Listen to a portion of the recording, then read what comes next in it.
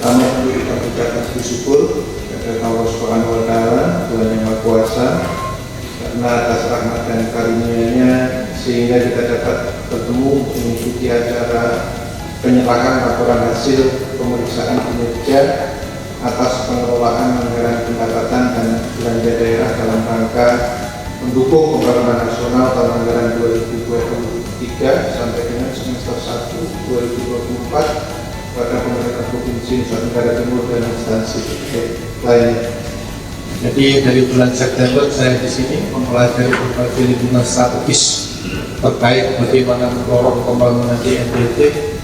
Memang ada beberapa hal yang perlu kita renungkan dan rasanya itu mengerucut kepada istilah afirmasi. Jadi kita harus mengafirmasi kebijakan pembangunan untuk wilayah yang kita bisa sebut lambat tumbuh, bukan tertinggal.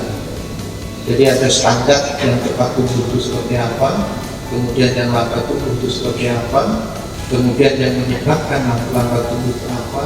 Nah, dari situ ada yang dorong yang harus kita lakukan. Jadi memang harus ada afirmasi yang dilahirkan dari sebuah peraturan regulasi yang menjadi payung untuk kita bersama.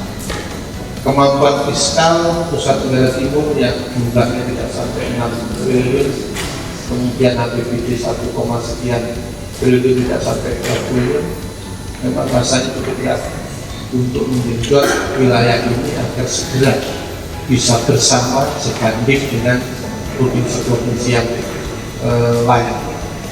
Jadi kita di satu sisi memang diminta untuk terus menggenjot sumber-sumber pendapatan asli daerah, tapi memang pendapatan asli daerah akan dapat kita genjot dengan cara mendatangkan investasi dan itu untuk modal untuk membangun infrastruktur secara lebih baik. Ya, ini adalah PR-PR yang harus segera kita dorong ke depan. Saya sudah mengkomunikasikan berbagai persoalan strategis dengan gubernur terpilih, ya, bahwa persoalan fiskal barangkali harus kita diskusikan bersama bagaimana BPN bisa lebih banyak ke NTT ataupun pendapatan-pendapatan yang lain dari mitra yang tidak mendekat dari ASN, NGO dan sebagainya bersama-sama membangun Nusa Tenggara Timur. Bentuk kolaborasi yang efektif antara pemerintah pusat dan pemerintah daerah. Pemerintah provinsi, pemerintah kabupaten adalah wakil pemerintah pusat yang ada di daerah. Dinas-dinasnya didesain adalah kepanjangan tangan dari kementerian lembaga dan itu harus difungsikan full. Tidak boleh misalnya pada pekerjaan dari kementerian lembaga yang kemudian tidak melibatkan dinas terkait yang ada di provinsi maupun kabupaten. Ini adalah PR-PR yang harus kita terus benahi agar bahasa sinergi dan kolaborasi itu betul-betul terimplementasi baik di tingkat pusat maupun di tingkat daerah.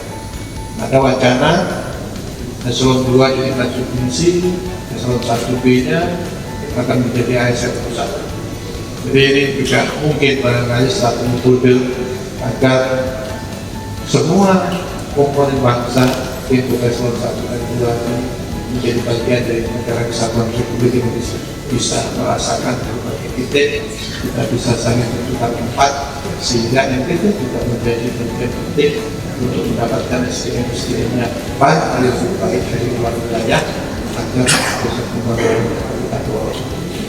Kemudian untuk di aku saya juga berpikir untuk wilayah kepulauan seperti Nusa Tenggara Timur, Maluku, Maluku Utara, Bangka Belitung, Kepulauan Riau, wilayah laut harus dijadikan dasar untuk menghitung daerah agar mobilitas kita bisa lebih besar. Karena kalau dasar ini adalah luas darat dan jumlah penduduk yang teralokasikan di Nusa Tenggara Timur, yang akan sedikit saja. Jadi untuk mencari pertimbangan kita butuh effort yang kuat.